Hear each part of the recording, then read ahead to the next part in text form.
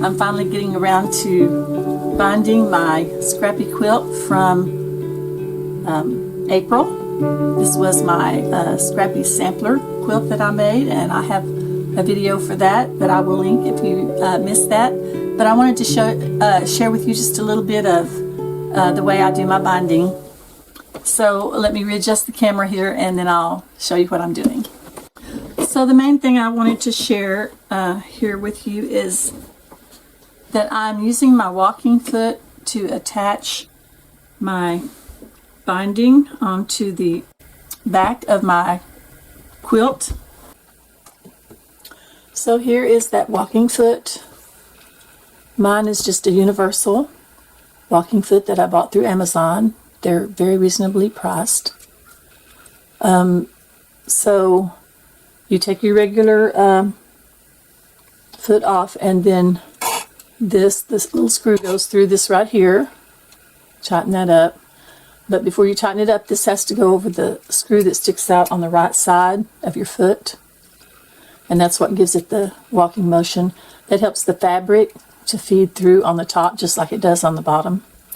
This little guide is actually made for, it goes through those little holes right there. It's actually made for quilting on your domestic machine. If you're doing straight line quilting, you can adjust this. Like if you make a row of stitches, then you can put this to where it rests right on that row of stitches that you just made, and then whatever width you want to adjust it to, that will let you, like if you want an inch between, you'll put that at an inch, and then your next row of stitches will be 1 inch away from this guide, and then you'll move the guide, you'll move the fabric over so that you can put this on the previous line that you just made, and just keep going like that.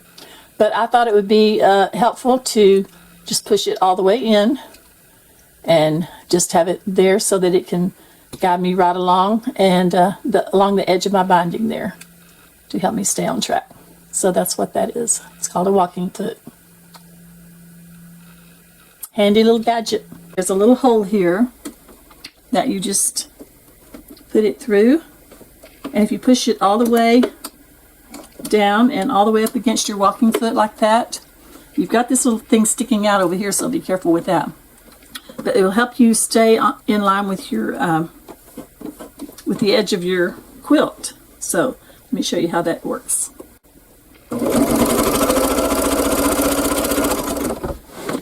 So I've got my needle set to where it's 1/4 of an inch, and I'm lining it up with the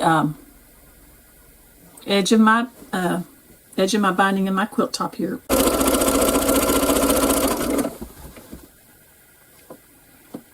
And then I'll just stitch this on and then flip it over and machine stitch it down on the front.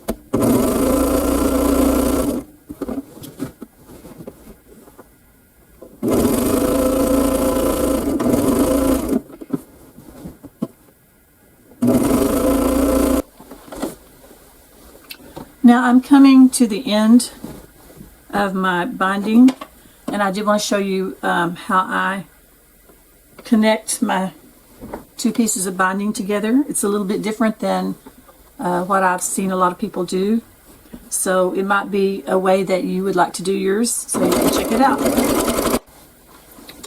So when I should have showed you this at the beginning, but whenever I prepare my binding, I turned one edge of it over, and then like to form a corner, and then I flipped the rest of it over and pressed it, of course. What I'm going to be doing is I'm going to trim the other end of the binding to where it will fit inside this little envelope type thing here, and then I'll stitch it all down. So let me kind of show you how that will work out. Okay, hopefully you can see it a little bit better now. So here is my piece, and I left about 4 inches of it unattached. So now here's the piece that I need to insert on the inside of this, but it's too long, so I'm going to be trimming it off.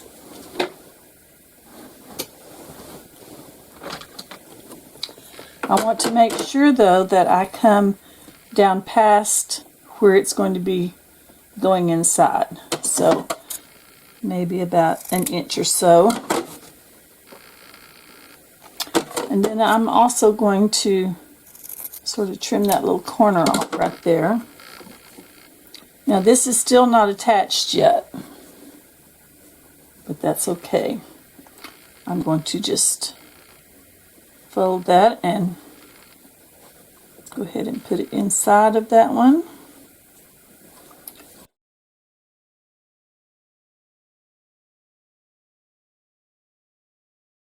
And then once it's in there,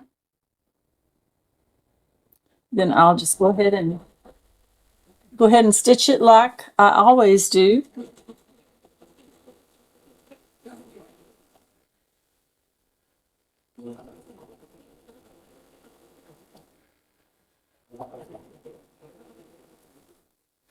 And I'll just come all the way down here to where my stitching stopped before.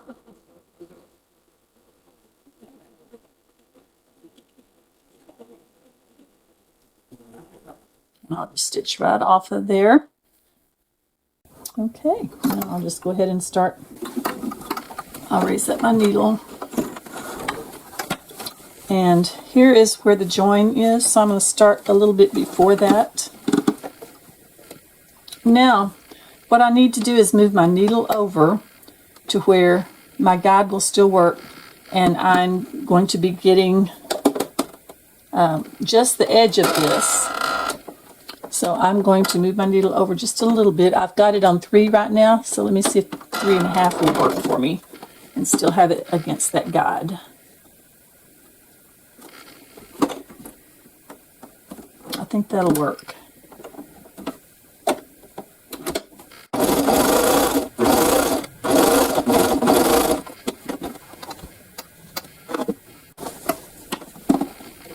Okay, here's where the join is. You can see it right there.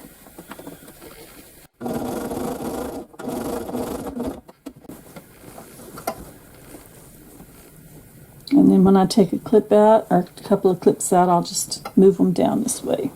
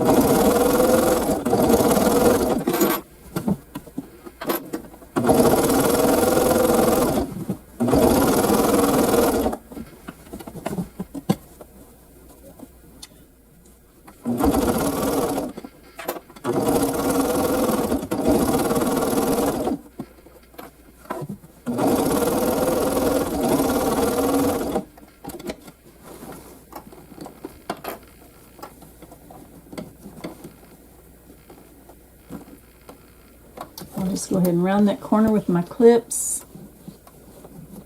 a little ways.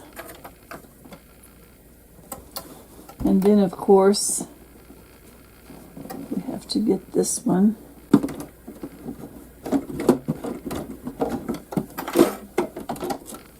That one was a little bit tricky, but I think it's going to be fine. And the back doesn't look too bad at all. Got it pretty close.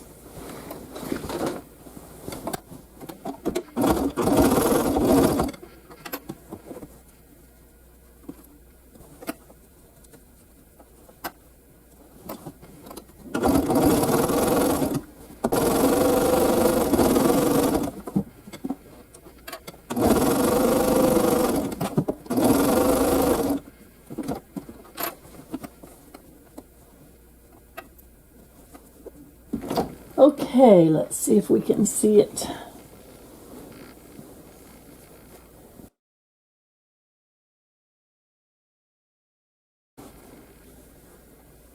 Okay, so not too bad.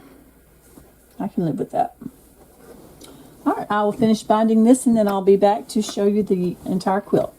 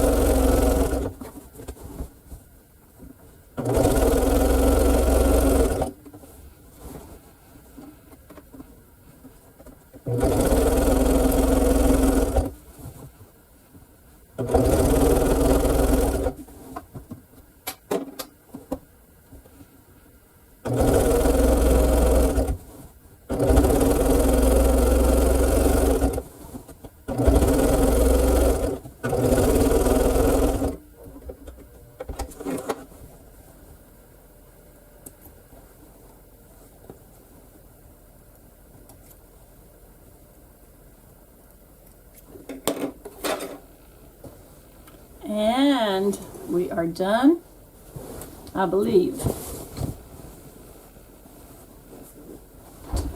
Here is a partial view of this, but I'm going to put it over the long arms so that I can show you all the blocks.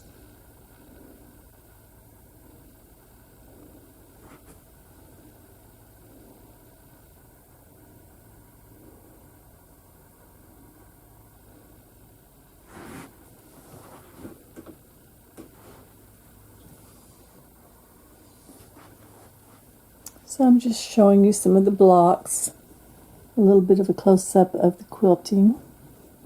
I basically just made flowers and curls and swirls, free motion quilting.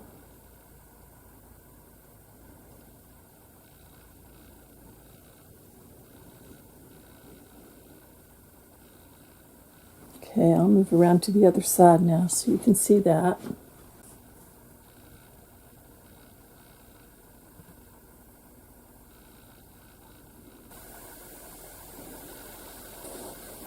And there's a little kind of a close-up of the binding on the back.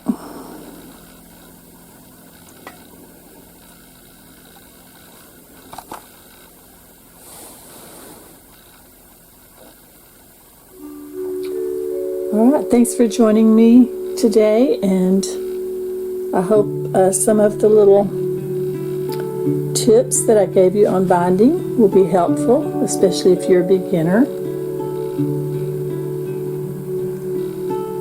And I will see you next time.